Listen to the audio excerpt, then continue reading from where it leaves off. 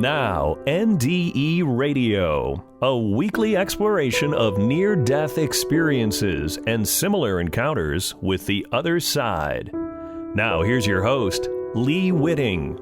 Welcome to NDE Radio with Lee Witting.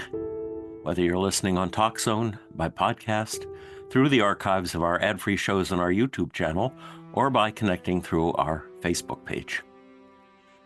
When Stephen Banks was 17 years old, he had a profound out-of-body experience. He left his body and traveled to the non-physical realm where his spirit guide, named Janie, taught him secrets to gently guide him back to his preordained path. 22 years after his OBE, his partner Stephanie had her own near-death experience. This ultimately led Stephen to re-experience the spiritual truths that his spirit guide Janie had shown him. This is an NDE Radio Encore presentation, first aired on May 18th, 2015. Enjoy. Steve, welcome to NDE Radio. Thank you, Lee. Good morning. Good morning. Steve, why don't we start with your describing to our audience your out-of-body experience? Okay. It's kind of I'll tell it as though it's linear, but it is in fact a two-part experience. Okay. But to give you a little bit of background, when I was 17, when I was a kid growing up, I had a very difficult time in the world in terms of relating to it. And it was almost like I was in a depression. And one day, I was on a lunch break from my job. I was at the doctor's office to give some blood tests. And I was in a little room, and the nurse drew blood from my right arm and asked me to hold the cotton swab where she had drawn the blood from, and she left the room. And as I sat there, it was just like any other day. Don't know what I was thinking about, but probably not a whole lot. And I started to feel lightheaded.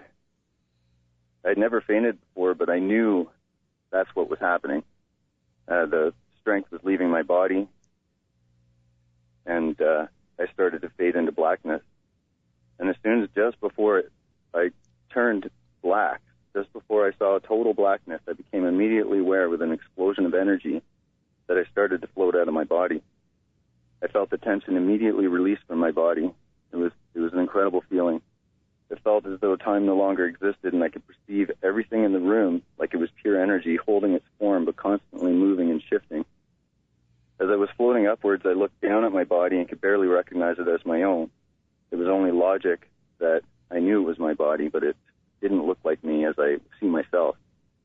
And I continued to float up and through the ceiling of the building, and I stopped about 20 feet above the building. And at this point, from the moment I left my body till I stopped, it was maybe a couple seconds, and I had just felt the most incredible feeling of love and joy. And as I sat there above the building in the total state of bliss, I thought about my father, and I thought about how he's going to feel when I didn't return to work, because I felt like I was just going home. I felt like I was dying. I had died. And I thought about my mother. I thought about my sister. I thought about every relationship I had in my life, and I quickly realized that I felt complete closure with every relationship I ever had, including my relationship with the world, and felt totally free in a way I can't describe. At the moment, as soon as I realized that, as soon as I came to that realization of closure with all these relationships, I started to travel.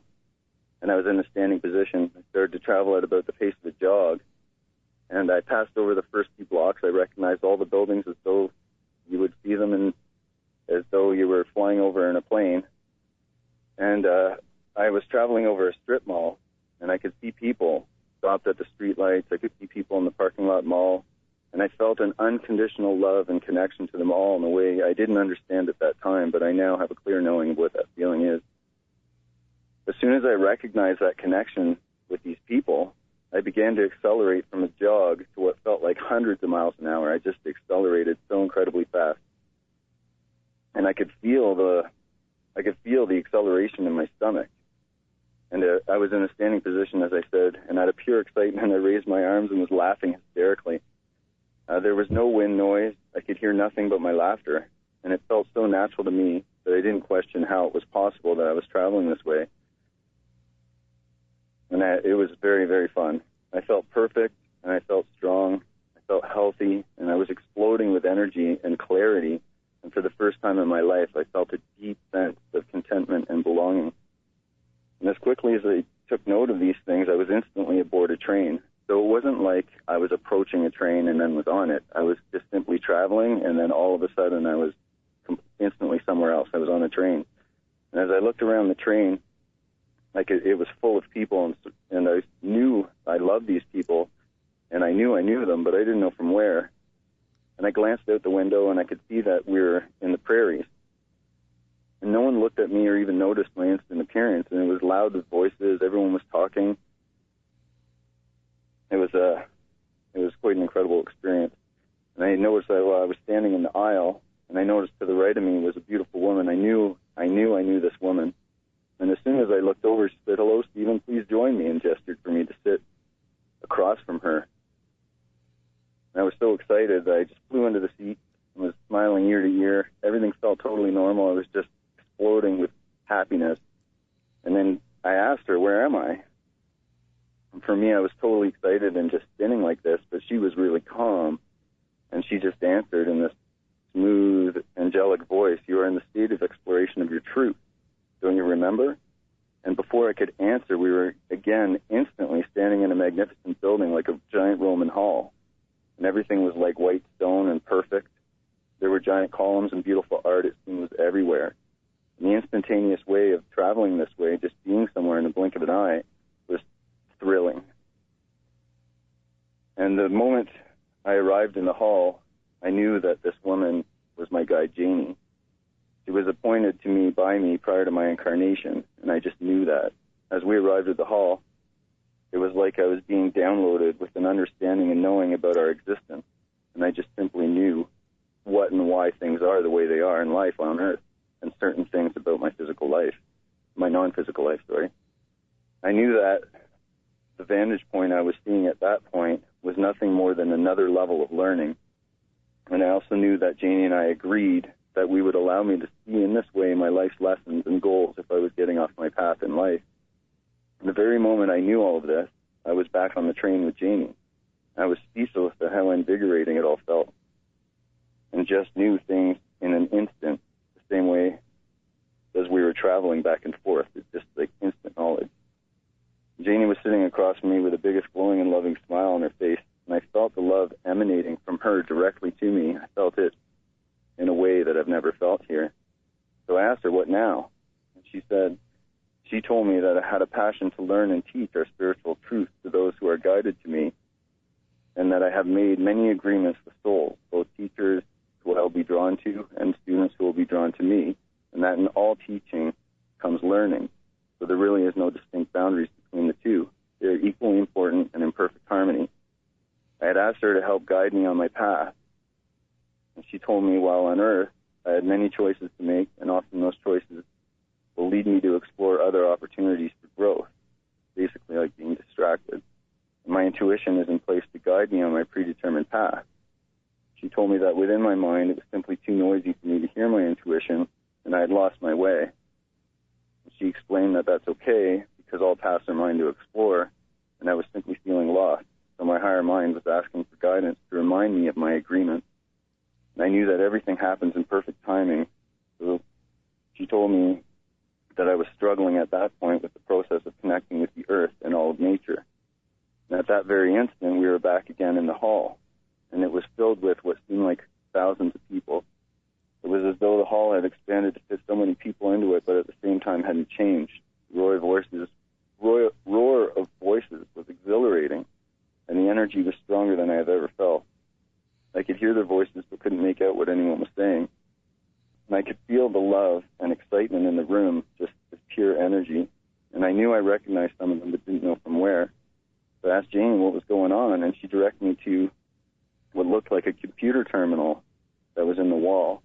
And I saw myself in a three-dimensional screen sitting in a forest. I could see the colorful patterns of the energy emanating from everything, from the trees, from the ground, from the moss. And it was mixing with me constantly and constantly shifting and changing.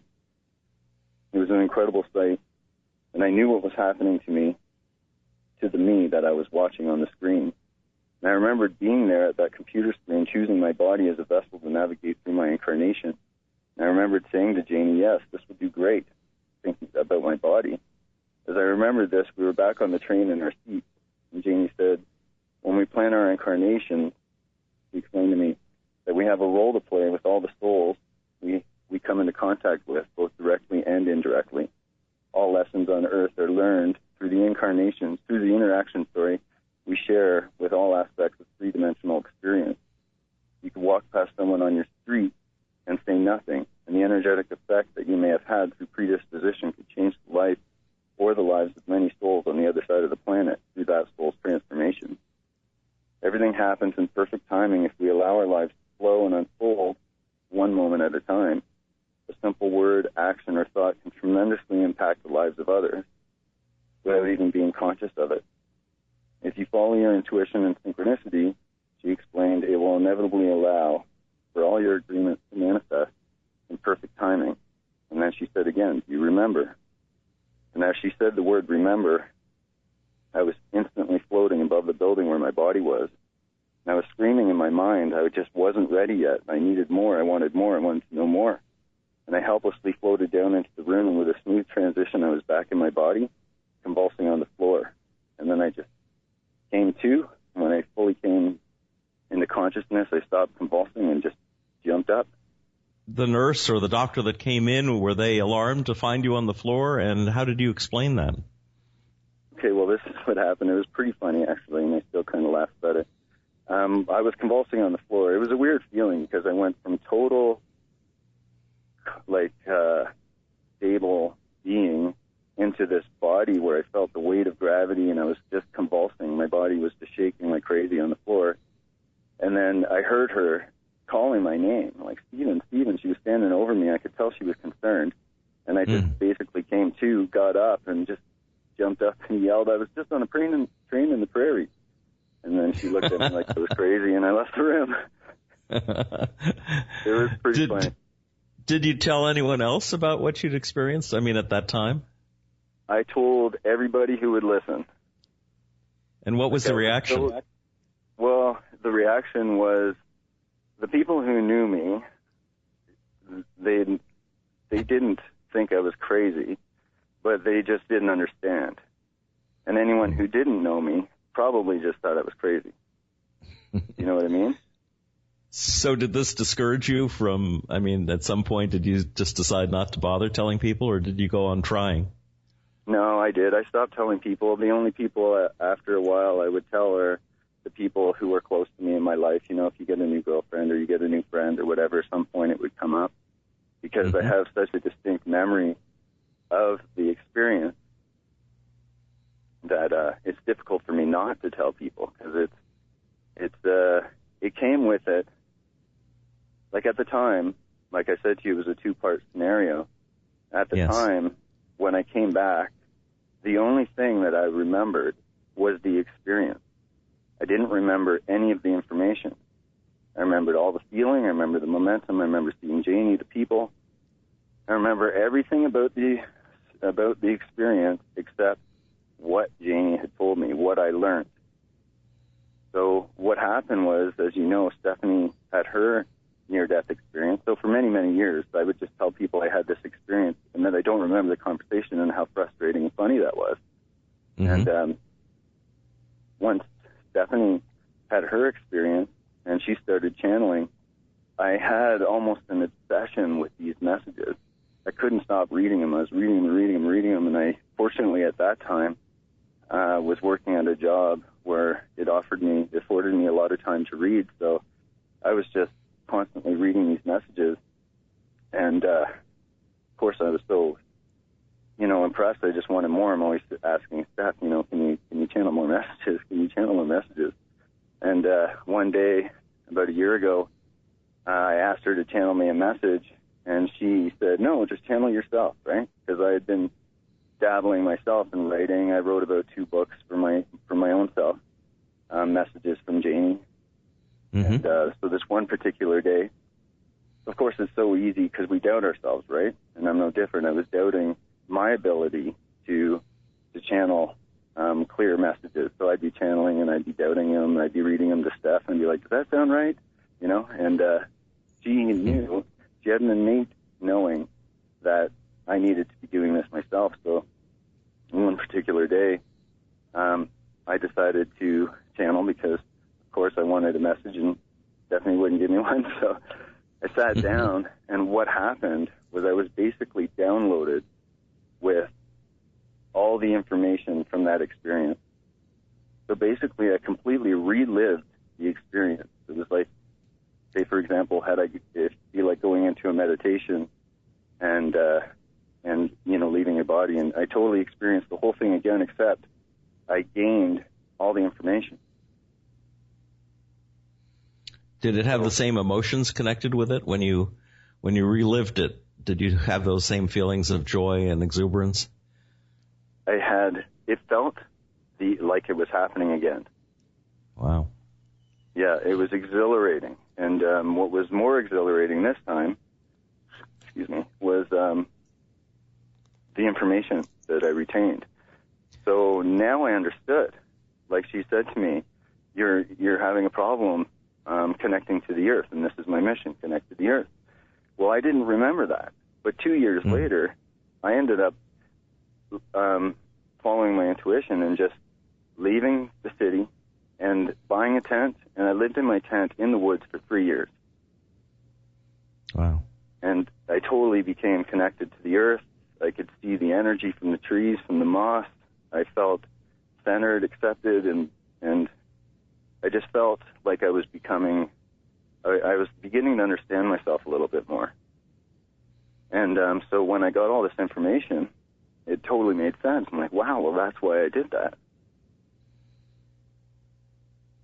So this has made a profound change in your life, obviously, if you were willing to go out and live in a tent for 3 years.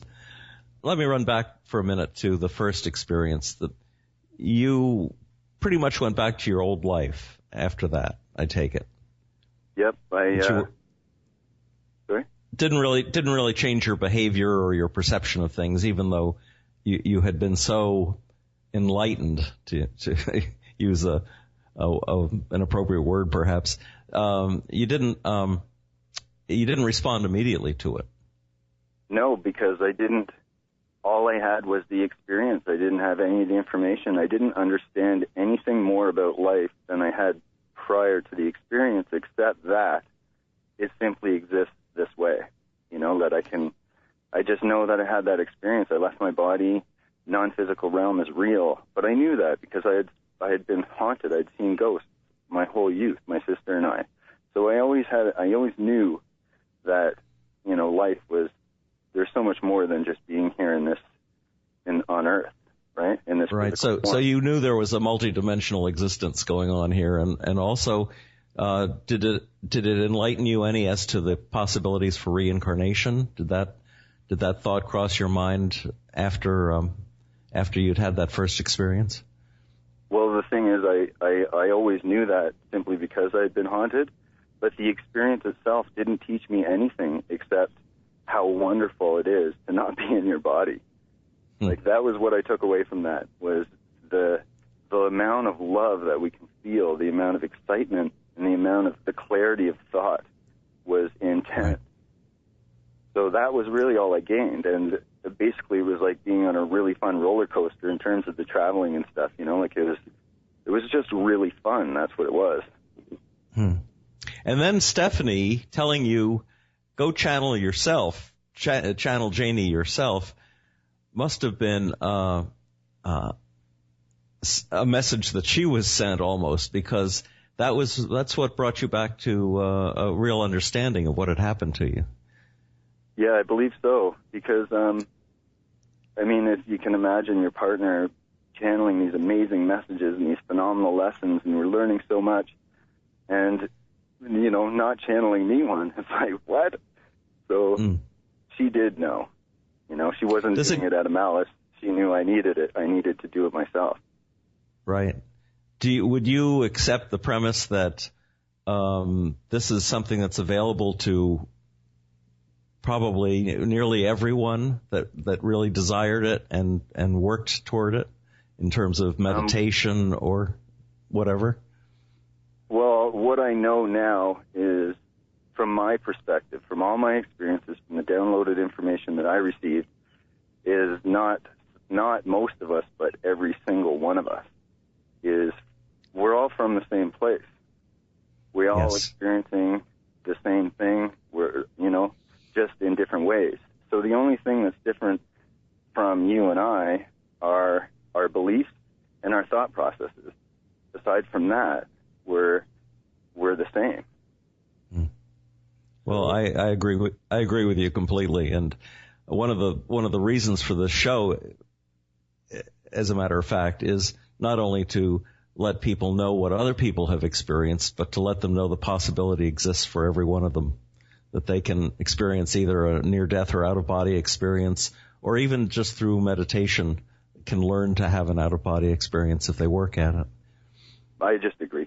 It doesn't necessarily take an out-of-body experience to learn these things, because it is kind of difficult. I mean, I can't seem to have another out-of-body experience as hard as I try. But the important thing is taking these lessons, for example, that Stephanie's teaching and that I've learned through the download, and all we have to do is practice these lessons within ourselves. They're very simple, and then we'll end up getting ourselves to a knowing, to an understanding. Right. I wanted to ask you another question, too. Janie told you in your first, and I guess then you remembered in your second experience, that you were off track, that your life was not fulfilling itself in the way you had originally intended it. What do you think about this notion of free choice and predetermination? Have you thought about that at all? Are our lives set on a path that we are not necessarily forced to follow, but which is already planned ahead of time, planned before we're even born? Well, what I know about that is, I remember, say, for example, my experience there where I was at the computer terminal and I was choosing my life, and I was in a room full of thousands, may have been millions of people. All of these people, what we were doing, where I was at that particular moment, what I was being shown was planning my incarnation. So once we're at that point, we're really ambitious. We're super ambitious. We're like, I'm going to learn this, I'm going to learn that, I'm going to help you with this, I'm going to be here for you during this. And we make all these plans, and we have, we just have desires for ourselves, right? But we forget, I think, anyways, what it's like when we're on that plane. We forget a little bit what it's like to be in this dense form, to be experiencing these things the way we do, which is so easy to get off track and to be distracted and to feel things. Like feel fear and feel this and feel that and get off our desired plan, which simply would unfold if we lived one moment at a time and just appreciated every single moment and followed our intuition alone. Our path would unfold exactly as we planned. But as we're in this density and we get distracted, we get off course. But every course is a lesson. So there are no perfect paths. Like, you can take any path you want. We have free choice, total free choice. But for my particular incident and Stephanie's, was our higher selves wanted us to come back and stay on our pre-desired path. As where it wouldn't be anything wrong if we didn't. We just would learn different lessons. Certainly we forget when we're born the memories of our time on the other side.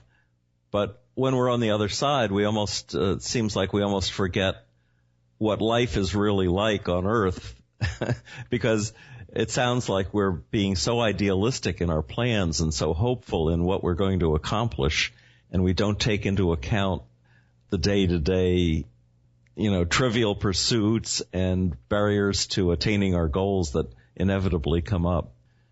Yes, that's exactly how I see it, Lee. Exactly. So we're forgetting twice. We're forgetting our lives once we're on the other side, and then we're forgetting our situation over there when we're back here again. And yet we're motivated to come back over and over again, apparently. It's a very interesting thing that this process that we go through. And the fact that your friend Janie, now do you think of Janie as an angel? Do you think of her as a person that you knew from a previous lifetime, or how would you describe her? Well, I think that all things exist. So I think she's all of those things. But for me, I believe, from what I understand, is that she has simply chosen to remain in the non-physical and to guide. So she's had all these incarnations and learned her lessons to the point where she thought, okay, now I'm just going to remain in the non-physical realm for this amount of time and help you with this and help this person with that. And that's kind of my understanding. You think she's Jamie's role? Do you think she's helping more than one person? Is she helping you and also other people as well? I don't know for certain, but I believe that she is. Yes. When you were asking Stephanie to do readings and channel for you, was she channeling Janie or was she channeling somebody else? Oh, she had channeled Janie, but she channeled Solomon and Raphael. I received messages from her mom, from her grandfather.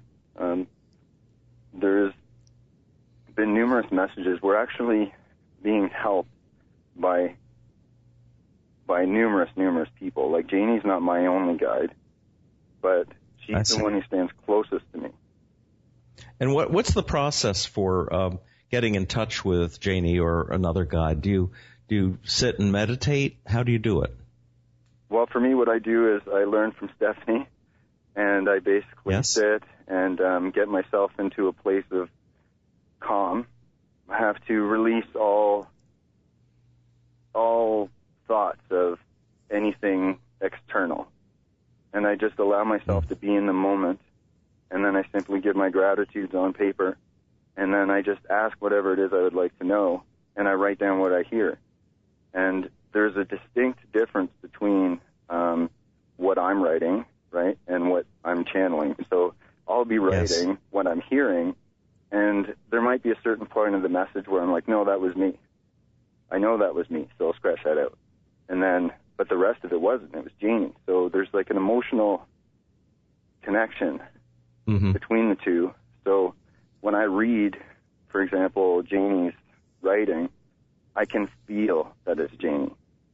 And then the feeling goes away when I'm reading my words. I understand. And then reconnect. My thanks again to Stephen Banks for sharing his experience with us, and thanks to you for listening. If you'd like to hear this show again or any of our more than 500 archived ad-free NDE interviews, go to TalkZone's NDE Radio site and hit the past shows button, or go to our YouTube channel, NDE Radio with Lee Witting, where you can subscribe to and comment on the complete NDE Radio library. And listen next Monday, 11 a.m. Eastern at TalkZone for more NDE Radio. I'm your host, Lee Witting, saying, once again, thanks for listening.